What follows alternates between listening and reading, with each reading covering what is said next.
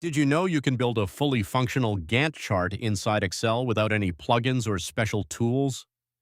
In the next 60 seconds, I will show you exactly how to create. Most people think Gantt charts require expensive software like Microsoft Project or Asana, so they either pay for tools they barely use or just skip. Start by setting up your table with 3 columns: task name, start day, and duration in days.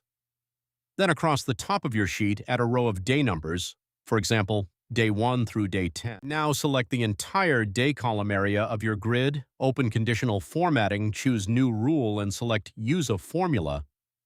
Enter this formula, equals and just like that, your Gantt chart is alive. Each task row now shows a colored bar that spans exactly the right number of days based on your start and duration values. You just learned how to build a dynamic Gantt chart in Excel using conditional formatting and a simple AND formula, completely free and endlessly